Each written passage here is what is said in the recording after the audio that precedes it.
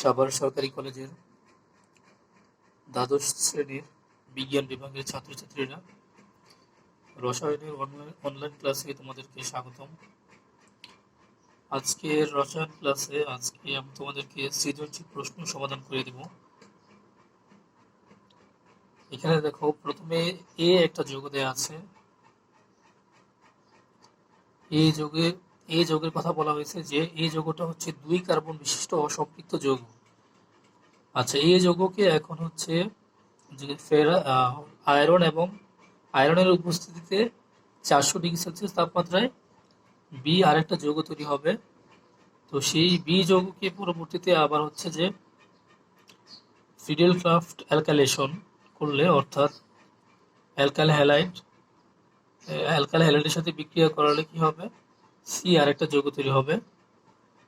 থেকে পরবর্তীতে TNT মানে হচ্ছে ট্রাইনাইট্রোটলুইন নামক একটা বিস্ফোরক দ্রব্য তৈরি হবে। এই হলো আমাদের উদ্দীপকের একটা স্কিম এখানে দেওয়া আছে যেটা। এখন গ নম্বর যে প্রশ্ন, সেখানে বলা হয়েছে যে এ যৌগ হতে কিভাবে কার্বক্সিলিক অ্যাসিড প্রস্তুত করা যায়। আর হচ্ছে যে বি ও সি যৌগের মধ্যে, গ নম্বর কোশ্চেন হলো বি ও সি যৌগের মধ্যে কোনটি ইলেকট্রন আকর্ষণ প্রতিস্থাপন বিক্রিয়ায় অধিক সক্রিয় হবে, ব্যাখ্যা করো। আচ্ছা, প্রথমে আমরা বিক্রিয়াটা গ নম্বর কোশ্চেনে প্রথম আলোচনা করব। গ নম্বর কোশ্চেনে দেখো, বলা হয়েছে যে এই যৌগ হতে কিভাবে কার্বক্সিলিক অ্যাসিড প্রস্তুত করা যায়। তো এই যৌগটা হচ্ছে 2 কার্বন বিশিষ্ট অসম্পৃক্ত যৌগ।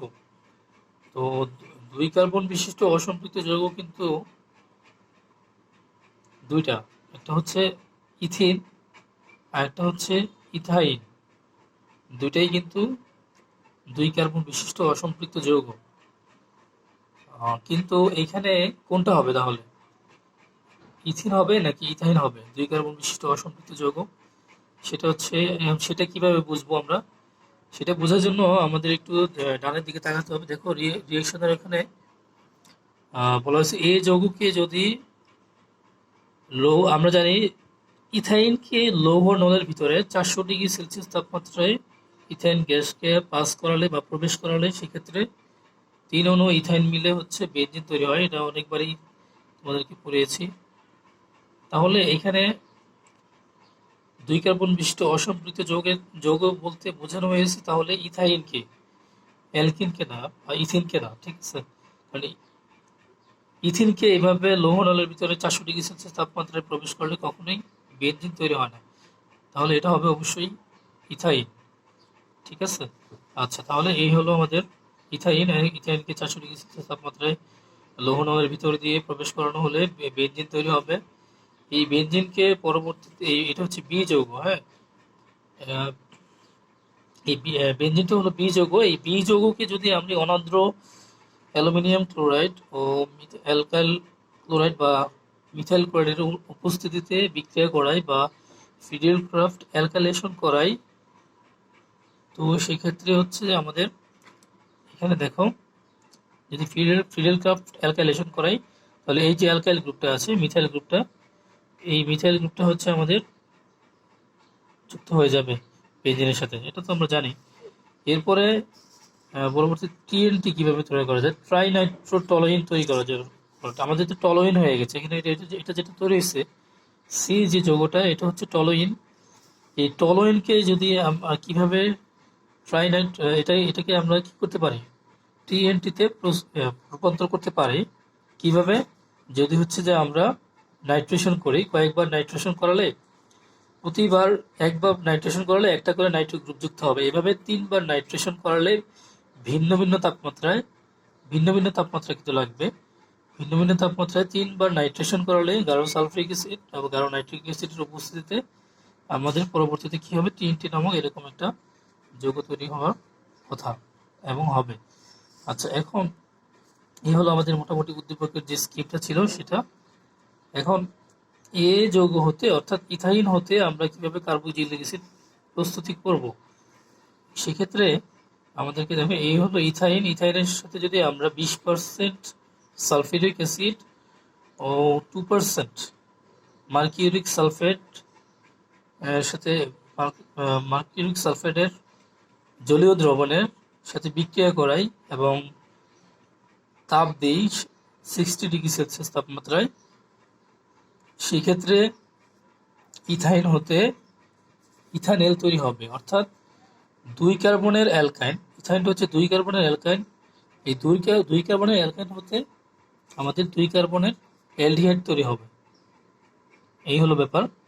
এখন তাহলে আমরা পেয়ে গেলাম হচ্ছে ইথানেল বা ইথান অ্যালডিহাইড বা 2 কার্বনের অ্যালডিহাইড। এখন এটাকে যদি অ্যালডিহাইডকে যদি আমি হচ্ছে জারণ করি, জারণ করব কার মাধ্যমে? এই যে জারক পদার্থ আছে, এটা কিন্তু একটা অক্সিডাইজিং এজেন্ট বা জারক পদার্থ, এটা দিয়ে আমরা জারণ করব। তো এটা হচ্ছে পটাশিয়াম ডাইক্রোমেট আর হচ্ছে কার্বো সালফিউরিক অ্যাসিডের উপস্থিতিতে। তো জারণ করলে আমরা জানি ইথানলকে যদি জারণ করা হয় বা অ্যালডিহাইডকে জারণ করা হয়, সেই ক্ষেত্রে কি হবে? অ্যাসিড তৈরি হতে পারে। ঠিক আছে, আচ্ছা,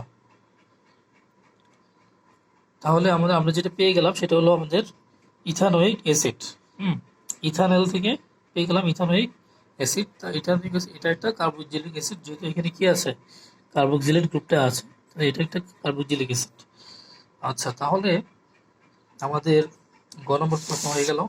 এখন ঘ নম্বর কোশ্চেনে আসি। ঘ নম্বর কোশ্চেনে বলা হয়েছে যে বি ও সি যৌগের মধ্যে কোনটি ইলেকট্রন আকর্ষণ প্রতিস্থাপন বিক্রিয়া অধিক সক্রিয় হবে? তো এইখানে বি যৌগ হচ্ছে বেনজিন, আর এখানে বি যৌগটা হলো কি? বেনজিন। বি যৌগটা হলো বেনজিন আর সি যৌগটা হলো টলুইন, মানে বেনজিনের সাথে একটা মিথাইল গ্রুপ যুক্ত আছে।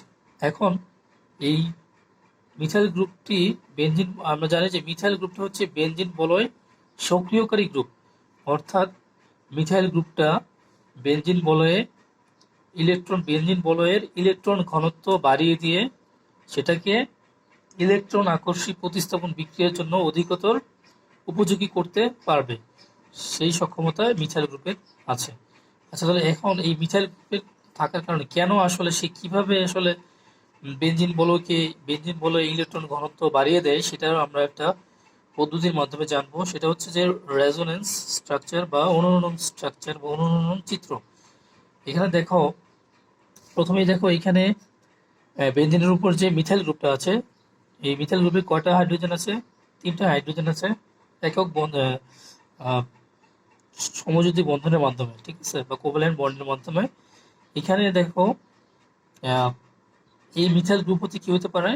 এই যে এইখানে যে বন্ধনটা আছে, এই বন্ধনটা হচ্ছে যে এই কার্বন এবং এই বেনজিনের এই কার্বনের মাঝামাঝি চলে আসতে পারে। তাহলে আসতে পারে। তাহলে এইখানে যদি এই বন্ধন যদি এখানে চলে আসে, এটা যদি দ্বিবন্ধন হয়ে যায়, তখন কিন্তু এটা দ্বিবন্ধন থাকতে পারবে না। এটা তখন একক বন্ধন হয়ে এই যে পাই বন্ধনটা আছে সেটা সরে গিয়ে এই কার্বনের প্রান্তে, অর্থাৎ 2 নম্বর কার্বন প্রান্তে চলে আসবে। আচ্ছা, তাহলে এই যে দেখো এখানে ইলেকট্রন ঘনত্বটা কোথায় দেওয়া আছে? এখানে দেওয়া আছে, 2 নম্বর কার্বনে কিন্তু দেওয়া আছে। তার মানে এখানে দেখো, তাহলে তাহলে এটা হলো দ্বিবন্ধন। পরবর্তী ধাপে এটা দ্বিবন্ধন হয়ে যাবে, আর এই যে পাই বন্ধন সেটা কার্বনের মাথায় চলে আসবে। এই যে কার্বনের ইলেকট্রনের ঘনত্ব এই কার্বনের মাথায় চলে আসছে, আর এখানে দ্বিবন্ধন হয়ে গেছে পরের ধাপে। আর এইখানে তো আর বন্ধন থাকবে না। এই বন্ধনের 2টা ইলেকট্রন যেহেতু এইখানে চলে আসছে, এটা দ্বিবন্ধন হয়ে গেছে, বন্ধনের কোনো ইলেকট্রন কিন্তু এইচটা পায়নি, সুতরাং এইচটা থাকবে কি এইচ প্লাস হিসেবে, মানে তার কোনো ইলেকট্রন কিন্তু নাই, তার শেয়ার কোনো ইলেকট্রনই নাই, সেই জন্য সে এইচ প্লাস হয়ে যাবে, অর্থাৎ সে ইলেকট্রন লেস, অর্থাৎ যেটা একটা প্রোটন হয়ে যাবে, হাইড্রোজেন থেকে যে প্রোটন হয়ে গেছে। আচ্ছা, এরপরের ধাপে এই হচ্ছে কার্বন। তো কার্বনের এটা থেকে আবার কি হতে পারে? এখানে ইলেকট্রন এই 2 কার্বনের মাঝে আসতে পারে, 2 এবং 3 নম্বর কার্বনের মাঝে আসতে পারে। যদি আবার এইখানে যদি আসতে চায়, এই ইলেকট্রন ঘনত্ব এইখানে আসতে চাইলে এটা তো আর থাকতে পারবে না এখানে, কারণ আমাদের সর্বক্ষেত্রেই ভ্যালেন্সি বা যোজ্যতা, যৌগযোগের 4 থাকবে, কার্বনের ক্ষেত্রে 4 থাকবে। যদি এই বন্ধন এখানে চলে আসে তাহলে যোজ্যতা কিন্তু 4 থাকে না, 4 বেশি হয়ে যায়।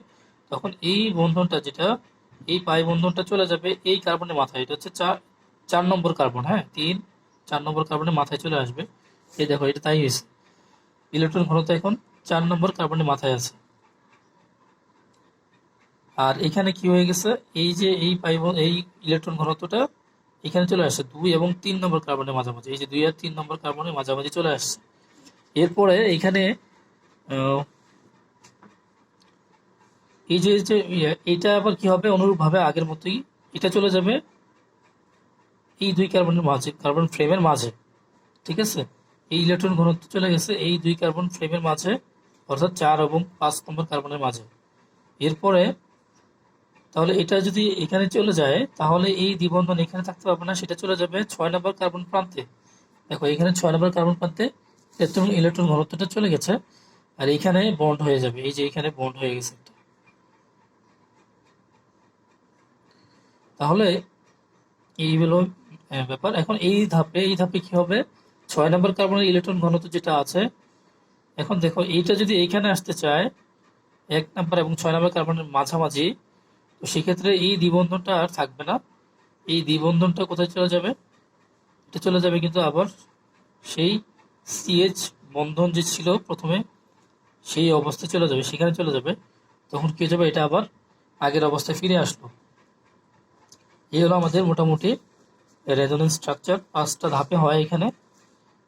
এর মধ্যে এখান থেকে এখন আমাদের যেটা দেখার বিষয়, নোটিস করার বিষয় যেটা, সেটা হলো যে এই যে 2 নম্বর কার্বন, এটা হচ্ছে অর্থ অবস্থান। আমরা আগে একটা ভিডিওতে দেখেছি যে 2 নম্বর যে এই মিথাইল গ্রুপের কার্বনের সাপেক্ষে মিথাইল গ্রুপ যেই কার্বনে যুক্ত আছে সেই কার্বনের ঠিক পাশের যে 2টা অবস্থান, এই পাশ অথবা এই পাশ দুটা একই, এগুলো হচ্ছে অর্থ অবস্থান।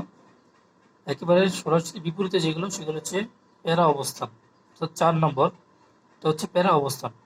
তো এই যে সামগ্রিক বিশ্লেষণে দেখা যাচ্ছে যে সামগ্রিক রেজোনেন্স স্ট্রাকচারে টলুইনের ক্ষেত্রে দেখা যাচ্ছে যে 2 এবং 2 4 2 এই হচ্ছে 4 নম্বর পজিশন, এই হচ্ছে 6 নম্বর পজিশনে, অর্থাৎ অর্থ একটা এই অর্থ পজিশন, ওই প্যারা পজিশন, এই হচ্ছে অর্থ পজিশন।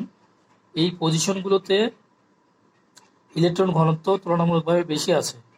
তাহলে ইলেকট্রোফাইল যদি আক্রমণ করে তাহলে কোথায় আক্রমণ করবে, অর্থ এবং প্যারা অবস্থানে, যেহেতু ইলেকট্রনের ঘনত্ব বেশি, ইলেকট্রোফাইল অর্থাৎ ইলেকট্রন আকর্ষী বিকারক এসে কোথায় যুক্ত হবে, এই অর্থ এবং প্যারা পজিশনে যুক্ত হবে তাহলে সহজেই কি হবে, ইলেকট্রন আকর্ষী প্রতিস্থাপন বিক্রিয়া হবে।